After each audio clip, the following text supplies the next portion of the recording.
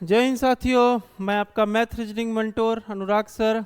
जैसा कि आपसे प्रॉमिस किया था कि रेलवे की सीरीज़ आपके लिए शुरू फिर से पूरा जो बैच हमने आपके लिए लॉन्च किया था उसकी कल से क्लास बोली थी, बट आज ही से स्टार्ट कर दिया। काल करे सो आज तो वही वाला काम हमने भी कर दिया है, आज ही से स्टार्ट कर दिया इस बैच को, ज़्यादा टाइम ना लेते हुए, क्योंकि लिए एक एक दिन आपका नुकसान ना हो। और आज दिन भी बहुत बढ़िया था। ठीक है भैया, चलिए, कल महाशिवरात्रि का आप छुट्टी उट्टी मना लिए हैं, आज रिफ्रेश होके लग जाइए और हर हर महादेव कहते हुए महादेव का नाम लेके शुरू करिए रेलवे के लिए इस पढ़ाई की हमारी जर्निंग को पूरा आज देखिए, पहला टॉपिक जो आपका स्टार्ट करेंगे, हम नंबर सिस्टम स्टार्ट करेंगे। और नंबर सिस्टम्स में भी बहुत लंबे लंबे टॉपिक हैं। ठीक है भैया, चलिए देखते हैं क्या क्या हमें पढ़ना है नंबर सिस्टम में।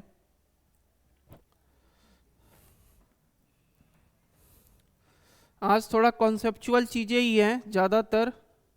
देखिए, नंबर सिस्टम में हमें आपको संख्याओं का वर्गीकरण, क्लासिफिकेशन ऑफ नंबर, ठीक है, इकाई का अंक यूनिट डिजिट, और उसके बाद शून्यों की संख्या, नंबर ऑफ फ्रैक्शन, गुणनखंडों की संख्या, शेषफल प्रमेय यानी कि रिमाइंडर थ्योरम आपका पढ़ना है। छठवां, जो मोस्ट आपका रेलवेज में पूछे जाने वाले टॉपिक हैं उन्हीं को हम कवर करेंगे। ऐसे तो नंबर सिस्टम टॉपिक ही बहुत बड़ा है। ठीक है भैया, फिर आपका भिन्न हुआ, विभाजकता का नियम हुआ, दशमलव और दशमलव संख्या और दशमलव भिन्न संख्या। ठीक है भैया, इसके बाद हम सीधे सिंप्लीफिकेशन को ऐड करेंगे और थोड़ा सा एक मैथमेटिक्स का जो बेसिक होता है, आपको जोड़ना घटाना कैसे कैसे चीज़ें आपको चलेंगी, सारी आपके सामने आती रहेंगी। चलिए इस टॉपिक को बढ़ते चले और आगे पहला आज जो टॉपिक रहेगा हमारा संख्याओं का वर्गीकरण यानी कि क्लासिफिकेशन ऑफ नंबर। देखिए, संख्याओं को बहुत आपके कौन से तरीके से, पहले तो हम सीखेंगे कि किस तरह से हम पहचाने कि कौन सी संख्या आपकी धनात्मक है, कौन सी संख्या ऋणात्मक है। ठीक है भैया, प्राकृतिक संख्या कौन सी है, नेचुरल नंबर, ठीक है भैया, नेचुरल नंबर आपका, और आपका होल नंबर, ये सारी चीज़ें आज की क्लास में हम आपको पहले नंबर्स के बारे में सिखाएंगे। देखिए, जब भी किसी संख्याओं के स्टार्टिंग में अगर प्लस दिया हो, ठीक है भैया, तो वो संख्या आपकी धनात्मक होती है। और ऋणात्मक के लिए आपने देखा ही होगा कि जब किसी संख्या के आगे अगर माइनस का हो तो वो क्या हो जाती है, ऋणात्मक हो जाती है। ठीक है सर, अब देखिए आप एक जीरो से स्टार्ट करते हैं अपनी जर्नी। जब आपने बचपन में क्लास 10th में ग्राफ पढ़ा होगा तो उसमें देखा होगा, जीरो से जब हम अपने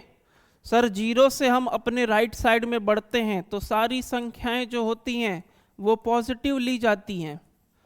ध्यान से देखिएगा, सारी संख्याएं आपकी पॉजिटिव ली जाएंगी इन्फिनाइट तक। और इसी तरह जब जीरो से हम क्या करेंगे, लेफ्ट साइड में अपने बढ़ते हैं तो -1, -2 और -3, -4, -5 और -6। समझ गए सर? ऐसे ऐसे आपको ये पता हो नहीं चाहिए कि जीरो से, और देखिए जो ये संख्याएं होंगी, एक चीज और मैं आपको बता दूं कि बहुत बच्चे कंफ्यूज हुआ, माइनस में अगर 22 लिखा है और सर प्लस में अगर 7 लिखा है, माइनस में अगर 22 लिखा है और प्लस में सर 7 है, तो सर बड़ा कौन सी संख्या होगी? तो सर बड़ी संख्या हमेशा धनात्मक वाली होगी। तब ये दो अंकों पे मत जाइएगा, ऋणात्मक है संख्या सर, तो ऋणात्मक यानी जो भी संख्या जीरो से आपके दाहिने साइड जाएगी वो बाएं साइड वाली से हमेशा, भले ही कंपेयर आपको एक से क्यों ना करना हो, ठीक है भैया, कंपेयर एक से ही क्यों ना करना हो, किसी भी ऋणात्मक में आप 3 अंकों की या 4 अंकों की भी संख्या लिख लीजिए, वो सर +1 से भी अगर कंपेयर करेंगे तो हमेशा छोटी ही होगी। समझ गए? तो चलिए इसको आगे देखते हैं। अब देखिए पहली जो संख्या आपको दी गई है प्राकृतिक संख्या, नेचुरल नंबर, और देखिएगा स्क्रीनशॉट भी ले लीजिएगा, परिभाषा को एक बार नोट करते चलिएगा। गिनती के लिए जिसमें भी संख्याओं में होती हैं यानी n से, सर जीरो को कंसीडर नहीं करेंगे, जीरो को छोड़ के 1 से लेके इन्फिनाइट तक की संख्या आपकी किसमें होंगी? सर प्राकृतिक संख्या होंगी। दूसरा पूर्ण संख्या, पूर्ण संख्या सर यदि प्राकृतिक संख्या के साथ जीरो को अगर ऐड कर दिया जाए, यानी बस कुछ नहीं करना है सर, जीरो को ऐड कर दिया जाए तो वो संख्या आपकी पूर्ण संख्या बन जाएगी। दो चीजें सर क्लियर हो गई। तीसरी पे आइए, अभाज्य संख्या, प्राइम नंबर। प्राइम नंबर देखिए अभाज्य संख्या, अब भाज्य अभाज्य संख्या सर कौन सी होती है? वे संख्या जो स्वयं से कटे और केवल 1 से कटे, यानी स्वयं से कटे और 1 से कटे, बस वही संख्या सर आपकी क्या हो जाएगी? अभाज्य संख्या, जिसमें 2, 3, 5, 7 और 11 इसी तरह क्या हो जाएगा सर? बढ़ता जाएगा। समझ गए? वो आपकी अभाज्य संख्याएं हो जाती हैं। तीसरा देखिए पूर्ण इंटीजर, ठीक है, पूर्ण संख्याएं। पूर्ण संख्याएं देखिए मैंने अभी आपको बताया ना, 0 से प्लस की साइड और 0 से माइनस की साइड। पूर्ण संख्या कौन सी है? जो आपकी धनात्मक और ऋणात्मक दोनों का समूह बनाती हैं, वो संख्याएं क्या कहलाती हैं? आपकी पूर्ण संख्या कहलाती हैं। समझ गए सर? पूर्ण संख्या कौन सी कहलाती हैं? जो संख्याएं धनात्मक और ऋणात्मक दोनों का समूह बनाती हैं वो क्या कहलाती हैं? आपका पूर्ण संख्या कहलाती हैं। फिर देखिए अभाज्य संख्या देखा था हमने अभी। भाज्य संख्याएं, वे संख्याएं जिनका एक व स्वयं से अतिरिक्त कम से कम एक गुणनखंड हो जाए, वो संख्या अभाज्य संख्या। गुणनखंड का मेरा कहने का मतलब समझिएगा, जैसे कि सर अगर एग्जाम्पल के तौर पे 16 है ना, 16 सर 16 खुद से कट जाए, ठीक है, या फिर 1 से भी कट जाए, स्वयं से भी या 1 से भी, या फिर 16 के अगर गुणनखंड किया जाए तो 2 के पावर 2 के गुणे 4 और 4 दूनी के 8, 8 दूनी के 16, ठीक है भैया। गुणनखंड हो सके या तो 8 गुणे 2 हो सके, ठीक है, यानी कि जिनके 2 गुणनखंड बन जाएं वो संख्या भी क्या कहलाएंगी सर? भाज्य संख्या कहलाएंगी। और इसी में एक नोट वाला पॉइंट है, देखिएगा ध्यान से। ए ना तो भाज्य संख्या है और ना ही अभाज्य संख्या है।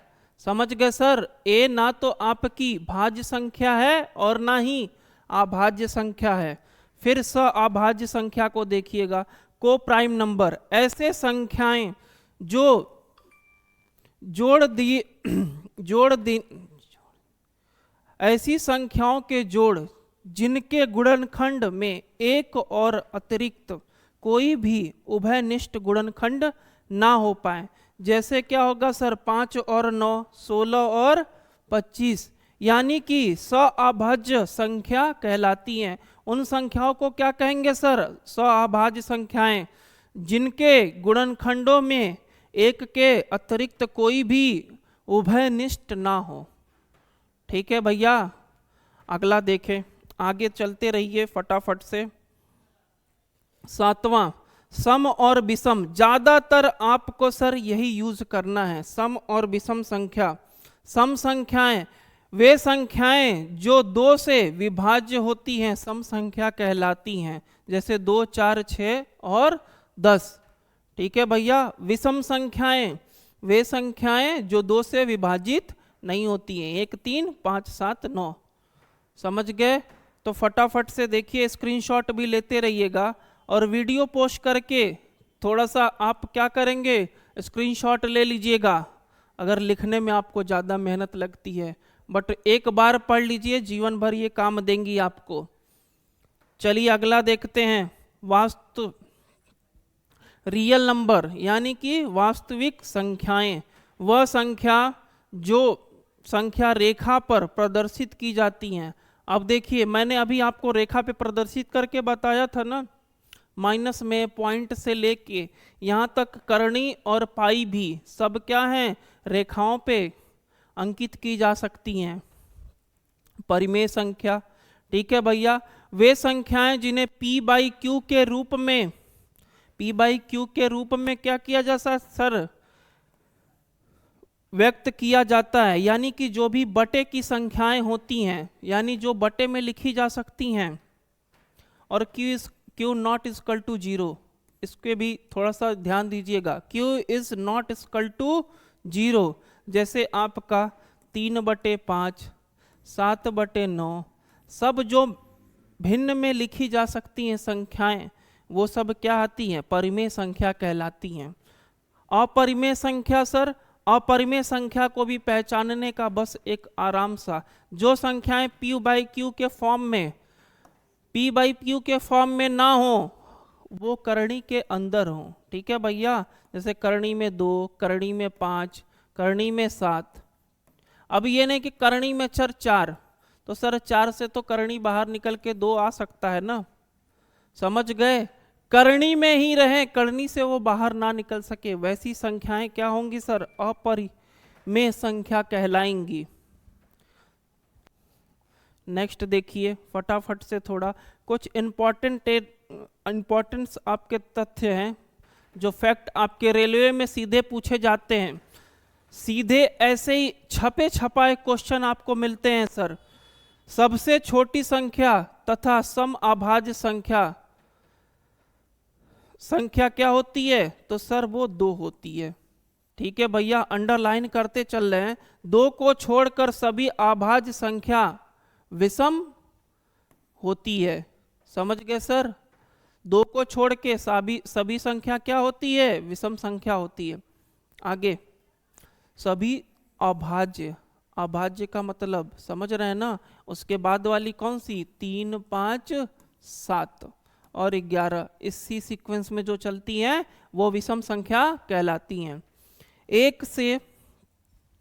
1 से लेकर 50 तक 15 अभाज्य संख्या तथा 1 से 100 तक 25 अभाज्य संख्या होती हैं।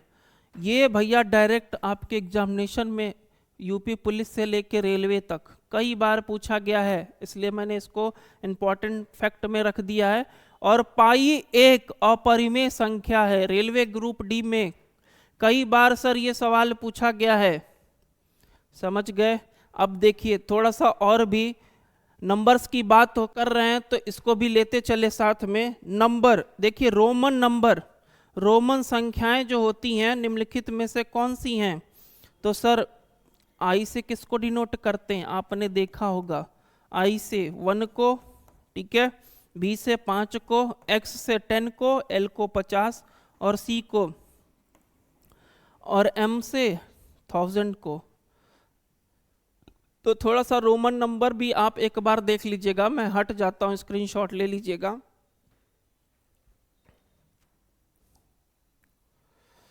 अब देखिए लास्ट में एक थोड़ा सा पॉइंट आपका देखिए, रोमन नंबर से ही ये जानकारियां हैं।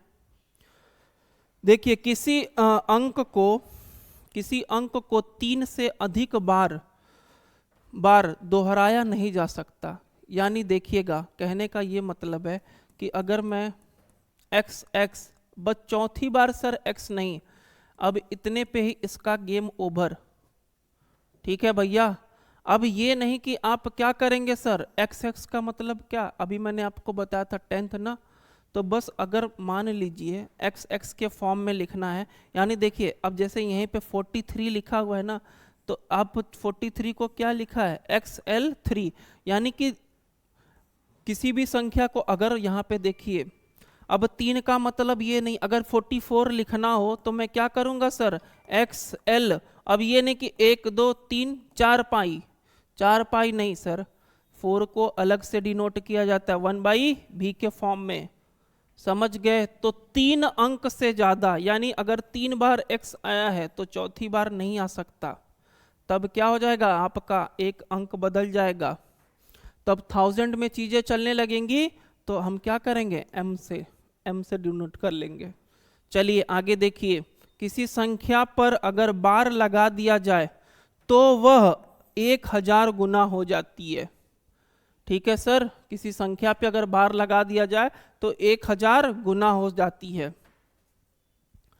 बस इतना ही आज की क्लास में। और देखिए थोड़ा रोमन को लिखने का तरीका भी देख लीजिएगा। 1 से मैं 9 तक लिख देता हूं। 3 4 5, फिर V1 V2 V3, 8 के बाद फिर से चेंज हो जाएगा, लास्ट में ये 10। समझ गए सर? जब ये 1 आगे लग जाएगा तो वो सर 11 में, इसी तरह सीरीज 11 की शुरू हो जाएगी। समझ गए भैया? तो ये रोमन अंक थोड़ा सा देख लीजिएगा, आपके एग्जामिनेशन में पूछे गए हैं रेलवे में कि बताइए 30,000 इतने को क्या लिखा जाएगा रोमन में। तो रोमन नंबर भी हमें पढ़ना है। मैं क्वेश्चन भी कराऊंगा कुछ जो रेलवे में आए हुए हैं। बस आज की क्लास में थोड़ा सा ये टचअप आपको देना था कि आपको क्लासिफिकेशन ऑफ नंबर कैसे पहचाने। और अभी देखिए बाइनरी भी कभी कभी पूछी जाती है। बाइनरी लास्ट क्लास में मैं क्या करूँगा, थोड़ा बाइनरी को भी ऐड कर दूंगा, बाइनरी नंबर्स को। ठीक है, कंप्यूटर में एक लैंग्वेज होती है जिसे बाइनरी कहते हैं, उसको किस में लिखते हैं सर? 0 और 1 के फॉर्म में। साथ में बता ही चलते हैं, कंप्यूटर की जो लैंग्वेज होती है बाइनरी, उसको 0 और 1 1 1 0। जो बाइनरी नंबर हैं सर वो सर आपके 0 और 1 से ही होते हैं। कंप्यूटर लैंग्वेज में यूज़ किया जाता है बाइनरी नंबर को, और 0 1 से उसे लिखते हैं। इतनी इन्फॉर्मेशन के साथ नेक्स्ट के क्लास में हमने क्या आपको स्टार्ट करेंगे नया जो होगा। इसके आगे ये तो क्लासिफिकेशन हो गया एक तरह से। फिर आगे की वीडियोस में जो नेक्स्ट कल हम स्टार्ट करेंगे, आपको नेक्स्ट टॉपिक देख लीजिए, इकाई का अंक यानी कि यूनिट डिजिट निकालना कल हम सीखेंगे। ठीक है भैया, चलिए आज के लिए इतना ही। और थोड़ा चैनल को लाइक एंड सब्सक्राइब करिए और शेयर करिए, जिससे और भी आपके जो मित्रगण हैं वो जुड़ सकें। और अपना प्यार थोड़ा बढ़ाइए और थोड़ा सा व्यूज। देखिए आप क्या है कि कंजूसी दिखाते हो, पूरा आपके लिए इंफॉर्मेशन वीडियो बनाया जा रहा है। क्यों के लिए आपके एग्जामिनेशन में अच्छे से आप बैठे तो कुछ वहाँ छूटे ना भैया। अगर टीम अगर मेहनत करेगी तो आपको अच्छा रिजल्ट मिलेगा। और रिजल्ट और टीम अच्छा करेगी उस कब, जब आप अपना सहयोग देंगे तब। तो थोड़ा सा आप अपना भी क्या करिए, प्यार बरसाइए और चैनल को लाइक और सब्सक्राइब करते रहिए। चलिए थैंक यू सो मच, आज के लिए बस इतना ही।